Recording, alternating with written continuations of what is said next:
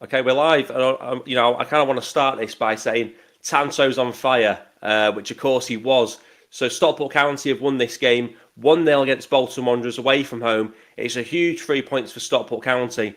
I've got to be honest, I'm surprised. I'm surprised that County managed to win the game without actually having to concede a goal. It's also a clean sheet as well, which I think has kind of been lost on some people in sort of the celebration of the win.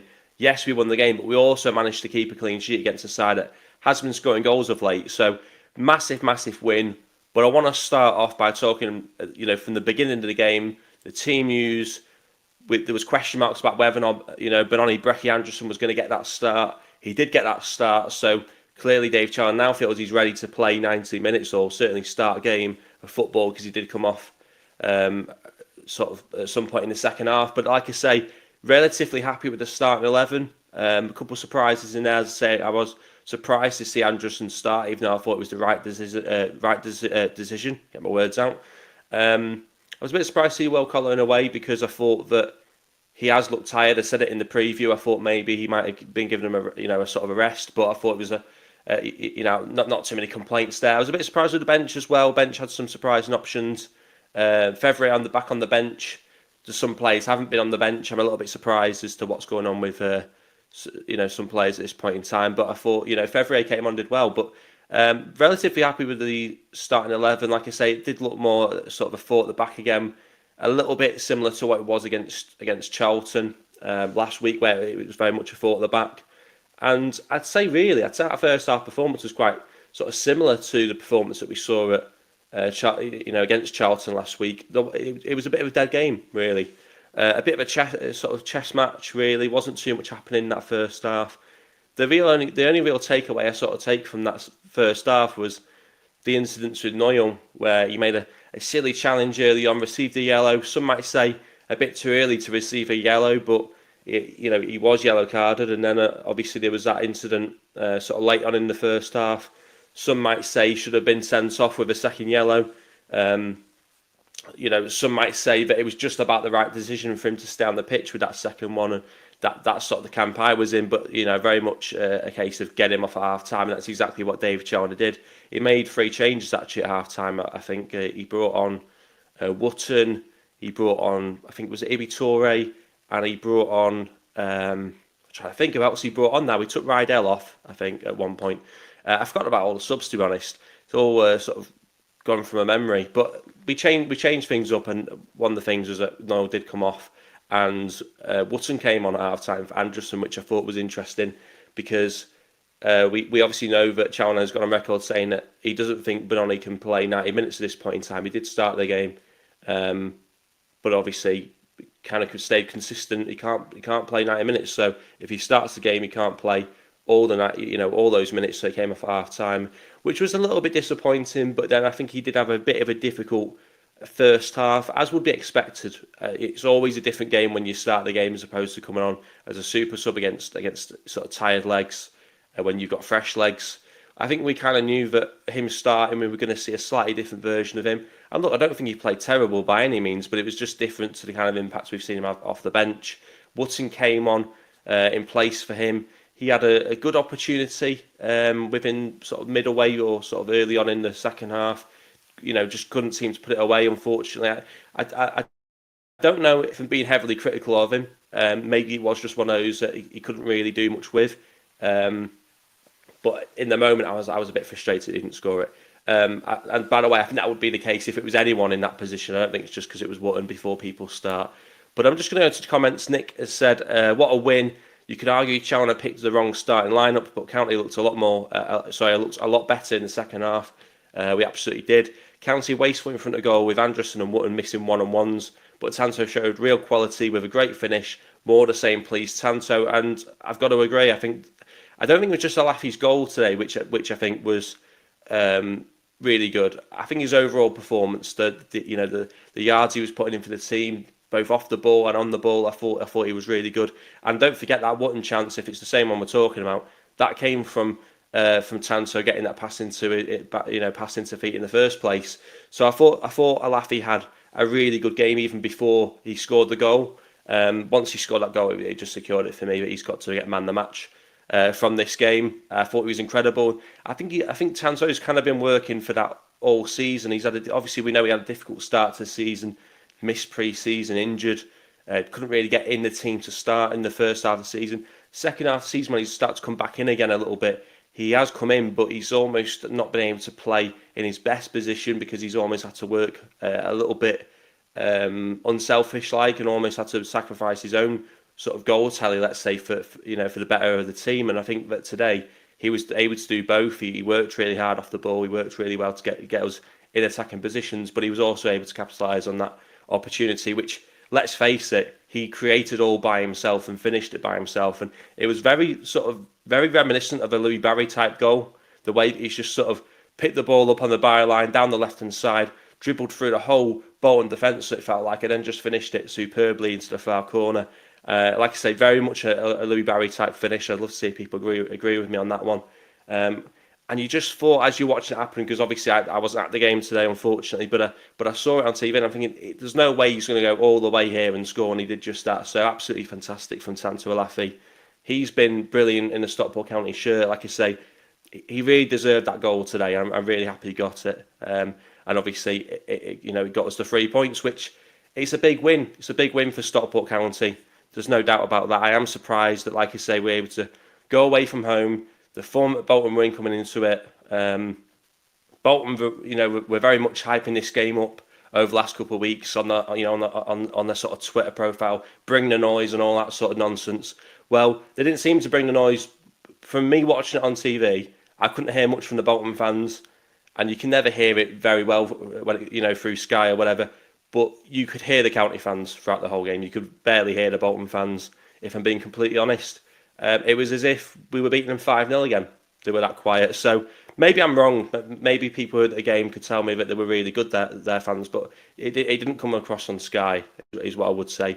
I was surprised by them. I was surprised by the fact that both teams really in that first half, quite a poor first half, like I say, very little quality in it, very little chances in it. I think County might have edged it on shots at half time. We certainly didn't edge it in possession by any means. Bolton did dominate the ball, and that kind of continued in the second half as well. But I almost felt like County controlled the game without actually having the ball. I know that might sound a little bit odd to say that, but what I mean is, how many times in the game did we really feel like, oh, Bolton might score here? Maybe one or two chances. That McAtee looked like a bit of a threat. But other than that, we relatively kept things at bay. I think I made one or two good stops in that second half, which kept us in the game potentially. But other than that, it was a fairly comfortable game, despite us not having a lot of the ball. So I was surprised by that from Bolton. Like I say, I think once we got the goal, they sort of had to go for it a little bit, but we managed to keep them relatively, as I say, at bay. And I thought defensively we did well. I thought Hills did well. I thought Ethan Pye was good. There's nothing new there. Like I say, Noyle had to come off at half time, not for a bad performance, but just one or two dodgy tackles, and I think he was one more away from him to walk. And after receiving a second yellow, so I think it was the correct decision from Challoner. Overall, just like I said, I don't think we had to play particularly that well. We had that sort of one opportunity in the game and we took it. Almost a bit of a smash and grab in a way, but I think absolutely fantastic. And I suppose the question is now is, because I kind of came into I went into the preview a little bit like, I'm not sure, a bit pessimistic, I'd say. I was almost saying like, well, if we're not careful, we could fall out the playoffs, which was kind of true going into it. But a win does a lot, and a win can change a lot at this point in the season. And now asking the question, are the automatics completely out of sight? Because I think we're 3 points off it, or well, 4 points off it now, with Wickham and Wrexham both facing one another in the 3 o'clock kickoff. I'm not entirely sure what the result is around the games at the moment. I'll just go and pivot to that. But yeah, last time I checked, so certainly going into the fixtures at 3 o'clock, we were 3 points off both Wrexham and Wickham, and that hasn't changed because it's 0-0 in that game. So it's now 4 points. So it has changed actually. 4 points off it. Assuming it sort of ends in a draw, that game at 3 o'clock, it potentially means that we're only 4 points off it with level games with Wrexham going into the game next weekend. If we win that, we're just a point behind, Wrexham, and then you suddenly look at it and go, Could we battle for that sort of second position? We play Wycombe away at the final game of the season. Potentially the automatics could still be on. Again, we also can't get too carried away, because there's a little bit of a fear that if we didn't win today, we might be looking behind our shoulder a little bit at the teams behind us and potentially falling out of the playoffs. So we are in that position at the moment where one or two bad results you could slip out the playoffs, but one or two very good results, the position we're in, we could end up still battling for the automatic spots, which is would be incredible, and to be honest, would be the sort of preferred way to sort of finish the season. There's no guarantee that County will be promoted to the Championship this season, and there's no particular desperation for us to be in the Championship next, to go up this season. But if we're in the playoffs, you'd rather finish second and just go up automatically than go through the playoffs. It's a lot more, it's a lot less stress, and also our record at Wembley. I think the last time we won at Wembley would have been probably 08 against Rochdale. So. I just think it's incredible that we managed to get the win, and like I say, a win like that does the world of confidence. The goalkeeper as well had to make some important saves. He's also kept a clean sheet, so he'll be up in confidence now. I just think there's a lot of positives to take from this result. So I suppose what I'm asking people really is, do people think the automatics is still a possibility? Do they think it's potentially out of sight? Again, I think a lot of that will depend on the result between Wycombe and Wrexham today, because if Wycombe win the game today, they'll go a couple of points ahead of even Wrexham, and then they've also got a game in hand yet to play as well. So I think it does depend on Wycombe not winning that game at 3:00.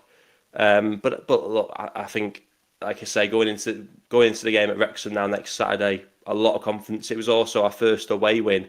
I'm pretty sure in exactly a month, because obviously today, 15th of March, our last away win, I think, was Wigan away on the 15th of February. It's also our first away win in a couple of away games. And obviously our first win since Blackpool, 2 weeks ago. So, I think it's a great result. As I say, surprised with the team a little bit going into it. Surprised Anderson didn't really seem to have the impact that we all hoped for, but like I say, it's a different test, isn't it? Starting the game as opposed to coming on off the bench. I don't think he looked terrible, like I say. I just think he probably struggled to get into a game, but it was a difficult game to get into anyway. There wasn't a lot of chances from either set of teams in that first half. The interesting thing will be whether or not he gets a call up to Iceland's under 21s or whatever this week. Whether or not we'll have him for the game at Wrexham, we'll have to wait and see. I'm sure we'll know by some point earlier. Hopefully earlier in the week than later. Because I think not having Anderson as available as an option, it does limit us quite a bit in terms of forward options going into the game against Wrexham. It means we don't have the option to start him. It means we don't have the option of him even on the bench. So then you're looking at a Wootton or Cosgrove starting alongside TANTO next Saturday. Which, look, I mean, it's fine if you start Wootton and TANTO at Wrexham next week, but then what impact have you got off the bench? Because I'm not sure Cosgrove is necessarily the player which can have a good impact off the bench. That's what I would say. Anyway, fantastic result. Fantastic that we got a clean sheet as well. It puts us in a brilliant position, the best position we could hope to be in. And now we just got to keep our eyes on the couple of results around us in the table. Obviously, we spoke about the sort of position in front of us. Charlton are now winning their game as it stands. So I think, how many points does that put them on? They're 1-0 up, so they're on 66 points. So what is that? Just a point above Stockport County now. So that's one to keep an eye on. Huddersfield cannot overtake us anyway. But I think they're winning. In fact, they're 2-0 up, 4 points off County now as well. We've got to keep an eye on some results elsewhere. But I'd like to be in a position where we're sort of looking more up the table than behind us. As long as you're winning games, you don't have to worry too much about what happens. But if you're not winning games, then obviously you do. But I think winning today means that I'm not looking too much behind us, and I'm more looking at what's going to happen in front of us, which is a good position to be in. County fan at 69 said Tanto's all-round game is improving so much. Norwood didn't look happy coming off. The result, even though it doesn't make up a certain play. The results, even though it doesn't make us a certain playoff place, it's very important. Yeah, I mean, I think you're right on Tanto's all round game improving. I sort of noticed that at the beginning of the season as well. Even when he came back into the team, sort of first start of the season, he looks like he bulked up a little bit over the summer.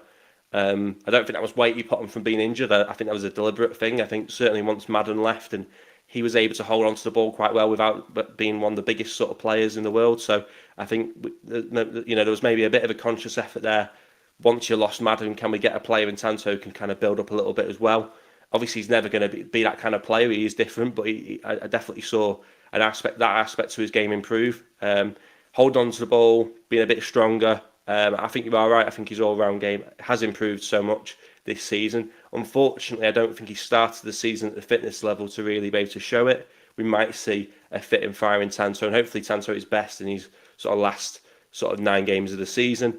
He also said that Corey, some great saves again, 100% correct on that one. Again, it'll do his confidence the world of good, and I think that's the most important thing as you go into these sort of last couple of games of the season. Like I say, if we end up in the playoffs as well, we're going to need him to stand up tall. And look, he's tall enough, so I'm sure he can do that. But don't forget, this is a keeper which won through the playoffs last season with Crawley, so he had to make important saves, no doubt, in those games. I'm sure he was called upon. I can't really remember what their results were like in the playoffs, but he's been in that position already last season in League Two. We might need him to be called upon this season in League One, and like I say, saves like that'll give him the world of good confidence wise, and like I say, that might be what he needs because he's come into the season mid-season after having been dropped in sort of November kind of time. We all know that Hinchliffe is very much a fan favourite at County. It's very difficult if you're coming into that when everyone is such a big fan of Hinchliffe. It's very difficult if you're coming into that and you're not him because he has faced criticism this season. Some of it's been correct, but some of it I think has been a little bit harsh. And I think some people have been on his back a little bit just because he's not Ben Hinchliffe, and I think that's unfair. But I think he has come good in recent times. And like I say, he made some great saves at Blackpool, some brilliant saves at Wigan in our last away win, and I think he had to make 1 or 2 great saves today, which did keep us in it.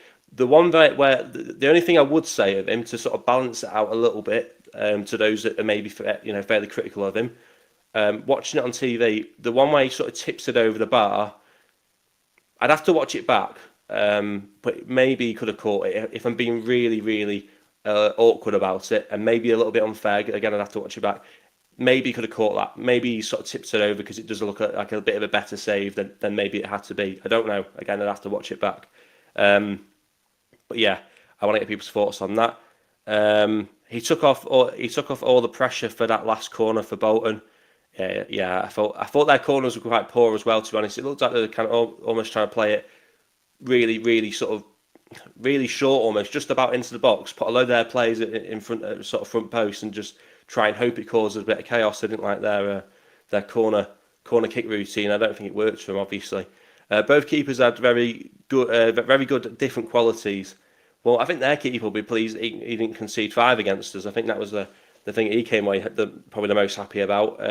Because I think it was the same keeper that they played in the 5-0 win at the 5-0 win at Edgeley Park back in November. So I don't think we really tested their keeper that much, other than obviously the chance that Tanto sort of took and scored. So I think it was a game of few chances for both teams. That's why I think it's so good, because there was very few chances in it. We actually did have most of the shots. We did have more shots than Bolton. But I think sometimes that's all you need in the game. You need that one moment and you take it, and that is where that is what you need if you're going to be sort of successful, and hopefully County can be that at the end of the season. 5 shots on target the whole game. Bolton had 3 shots on target. They had 15 overall to our 7. So they've had over double the amount of shots as us overall, but we were a bit more precise with our shots. Obviously, they dominated the ball. I think we were quite happy to let them dominate the ball. They obviously had a lot more passes and stuff like that. Their accuracy was better, but I just think we made the most of what we had when we did go forward, which wasn't as often as we would like. We would like to have been. Would be good if you could combine Ben and Corey's skill set. I've heard so many people when I'm at the games and stuff like that say if both of them, you could sort of put them together, you'd have the best goalkeeper in the world. The only problem is then he wouldn't be playing for County, being probably be in the Premier League, wouldn't he? So I think that's the only problem. I think I've said this a couple of times. Like, no player at this level is going to be absolutely perfect, and if they are, they're not going to be here very often, or sort of here for too long. That's the only fear. It's almost like with Ethan Pye. It's like we know he's that good. He's that good that he's almost got so many aspects to his game which are really good. That how long can we hold on to him? If County don't go up this season, I can't see him sort of sticking around for too long, because he's got the ability to play at a high level. And as much as you might love the club or whatever, you've also got to look at your own career and think what could be possible. And Ethan Pye is capable of a lot of things. That again, I always have to say this with a player's career: things can go wrong. You can pick up a career-threatening injury, but assuming those things don't happen, then Ethan Pye can go on to have a very successful career in football. There's no doubt about that. Impressed how the defence stood up to Bolton's pressure. Brad Hills is class. Shame we can't sign him. Yeah, I mean, I think Hills has been brilliant. But we started both of those two in a back four as well the last two games now. That says a lot about his character and his personality and his quality. For Challen to put that trust in two relatively young defenders, especially for Hills as well. He's only come in like a month or two ago, so. It's disappointing that we probably won't be able to sign him. I'm sure we might look into trying to do that, but yeah, I think I think it'll be one of those where he probably just go back to Norwich. Especially if we go up this season. If we go up this season, there's not a lot between us and Norwich. We'll both be Championship clubs probably. So, yeah. Interesting. Birmingham are losing as it stands. Wickham and Wrexham both 0-0 still in that game, which is good for us. To be honest, we kind of want that to stay that way, really. That would be nice. Panini's in the chat. He's saying, big up Wickham drawing right now versus Wrexham. Yeah, that's what we want. If I had to pick a winner between those two teams today, I'd probably have to say Wrexham, because I think they played the same amount of games as us. Wickham, even if they lose, can still grab it back with that game in hand. So that's what I would say. If I had to pick a winner, I'd have to pick Wrexham, unfortunately. But hopefully it does finish as a draw, which would be an ideal result for County. There's no changes. Huddersfield 3-0 up, so they're getting a reaction after sacking Michael Duff after last weekend's result. They're 3-0 up after 23 minutes, against Crawley Town, which is a strong start. It's a statement performance and result for them early on in that game. It says a lot about how much they just didn't like the manager at the end. You get this all the time with clubs, don't you? Players just suddenly give up playing for the manager, and then all the fans, rather than being annoyed at the players for not giving 100% still, they'll throw the manager under the bus. I saw it with Bolton. Literally just happened with Bolton. Ian Evatt was there for quite a couple of years, seemed to do a decent job with him. For whatever reason, the players just seemed fed up with him. They all wanted him out, and then he's sacked, and then they go on a bit of a run with Steve Schumacher. So yeah, I find that is one thing that really frustrates me in football is, these managers don't really come in with a magic wand, other than Graham Potter. They don't come in with a magic wand. So it's obvious that the difference is not the manager necessarily, but it's the players, and how bothered they are for playing for their manager. I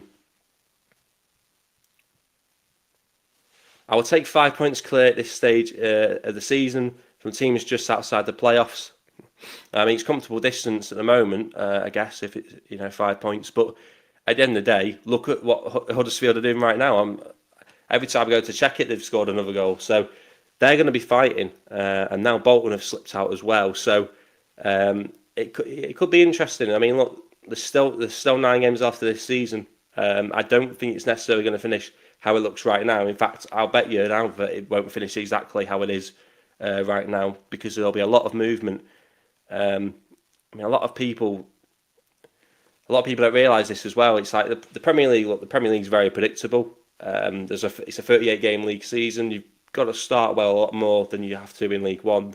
There's extra games. I mean, you can afford to start badly. There's so many teams which can have poor starts and then go on a good run. I mean, Leyton Orient didn't start the season well, and they're still in the chance of getting the playoffs, I think. After the Wrexham game,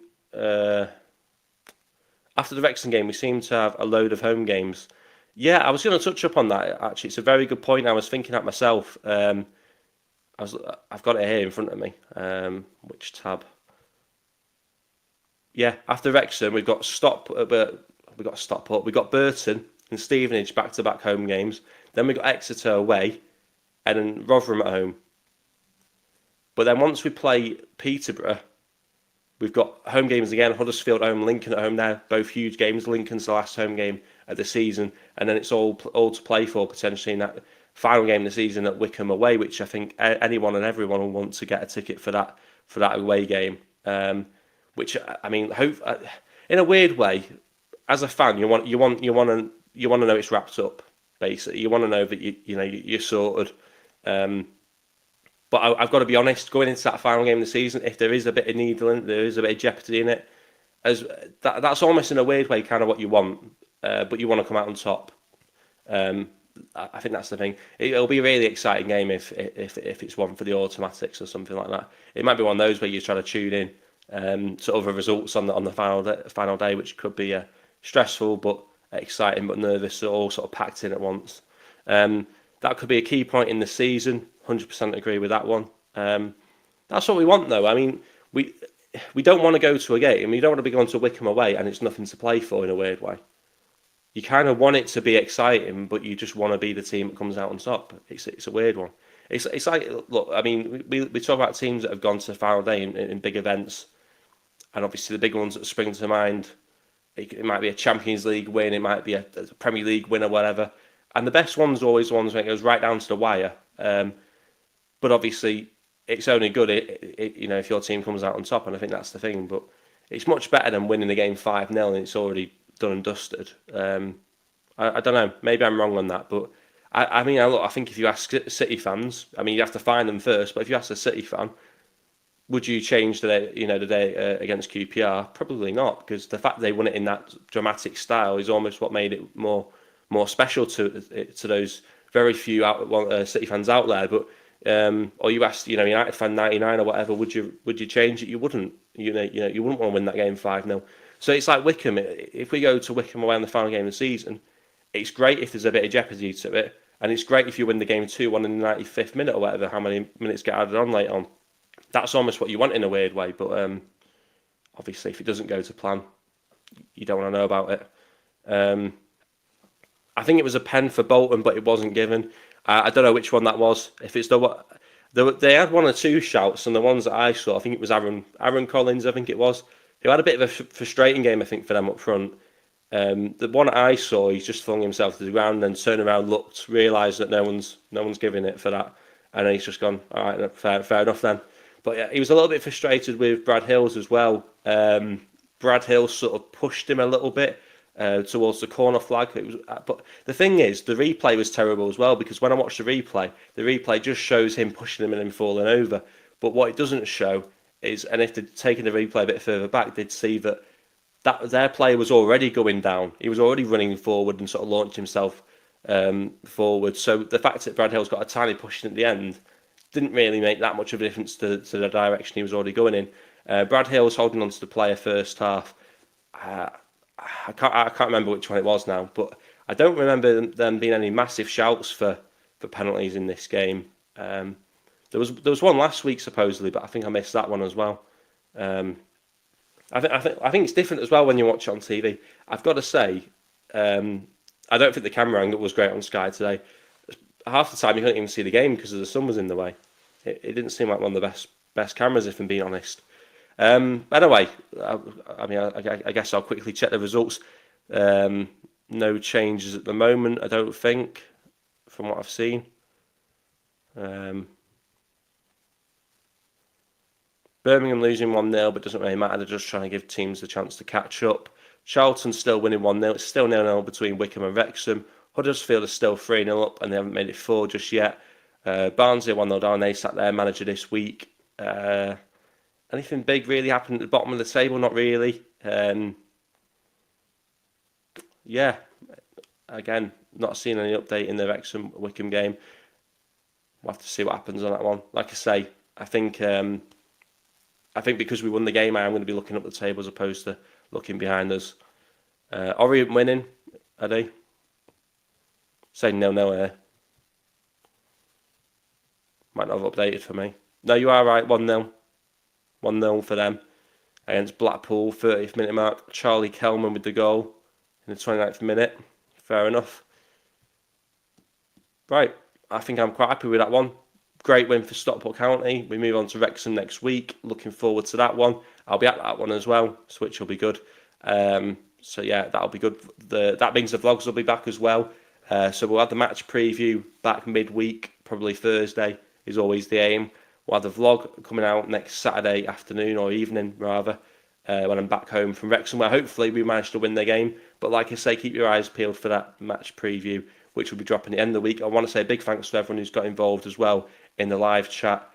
Big thanks to anyone who watches it afterwards as well. Do get your thoughts in the comment section if you are watching afterwards as well. Don't forget to like the video, subscribe if you are new, and like I say, big thanks to everyone who's tuned in. Fantastic result for Stockport County today. Hats off to TANTO Alafi, man the match in my opinion, and hopefully he can start a bit of a run now with Wrexham around the corner. So big thanks to everyone. Hope you all have a great weekend now with that 12:30 kickoff. I mean, you've got the rest of the weekend to enjoy. Hopefully everyone enjoys that weekend, or this weekend now, and fantastic win for County. Big thanks, and I'll see you guys in the next one.